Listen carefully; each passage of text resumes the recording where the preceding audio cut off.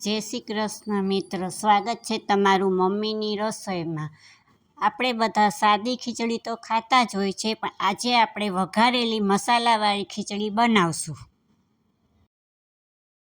વઘારેલી ખીચડી બનાવવા માટે 1 કપ મેં મિક્સ ખીચડી લીધી છે, અડધો કપ મેં મગની છડી દાળ લીધી છે, અડધો કપ તુરની દાળ લીધી છે, અડધો કપ ચણાની દાળ લીધી છે, થોડાક ગુવાર લીધા છે, એક નાનું બટેટું લીધું છે, થોડાક વટાણા લીધા છે, એક નાનું ટમેટું લીધું છે ને ડુંગળી ને એક મરચું।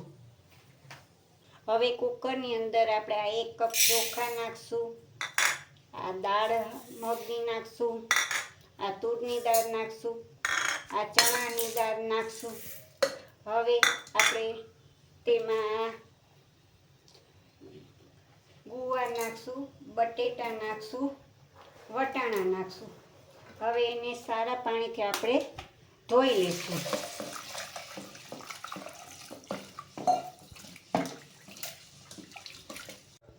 હવે આ ખીચડી ધોવાઈ ગઈ છે। હવે એમાં આપણે 4-5 ગ્લાસ જેટલું પાણી ઉમેર્યું છે। સ્વાદ અનુસાર આપણે હવે મીઠું નાખશું, અડધી ચમચી આપણે હવે હળદર નાખશું, એને હલાવી લેશું। હવે આપણે કુકરનું ઢાંકણું બંધ કરી ને 5 વિસલ થવા દેશું। હવે ગેસ ચાલુ કરશું, આપણે 5-6 સીટી હવે એને વગાડશું।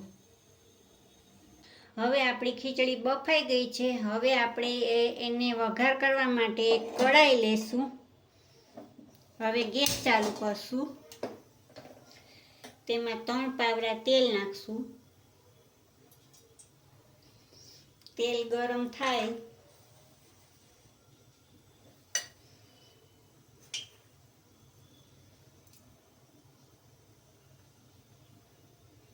પછી એમાં રાઈ નાખશું,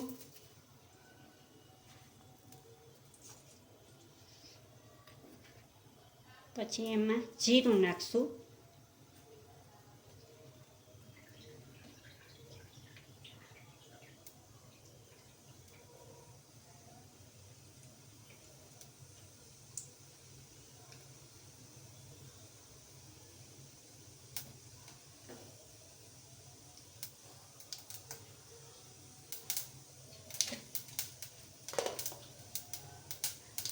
પાણી નાખશું,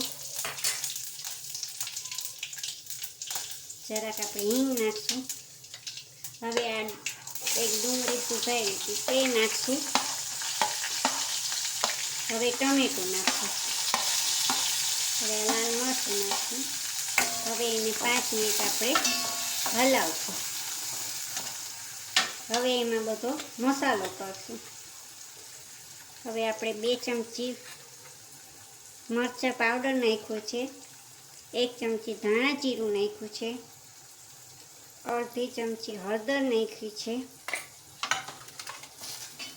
આપણે મીઠું તો બાફામાં નાખી દીધું છે, જરૂર પડે તો પછી નાખવાનું ચાખીને।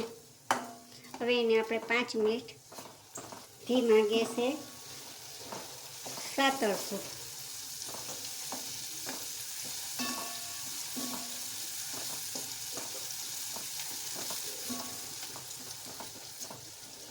હવે આ ખીચડી આપણે બાફેલી છે એમાં ધીમે ધીમે આપણે તેમાં નાખીશું કે ઉડે નહીં કે થાય નહીં।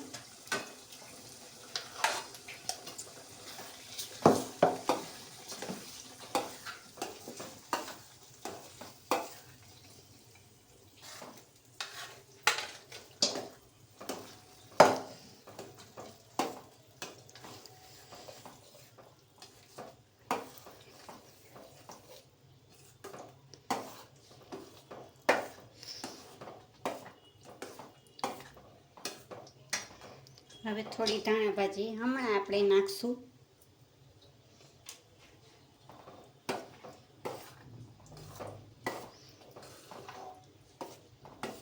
આપણી ખીચડી તૈયાર થઈ ગઈ છે। હવે એને આપણે બાઉલમાં કાઢી લેશું।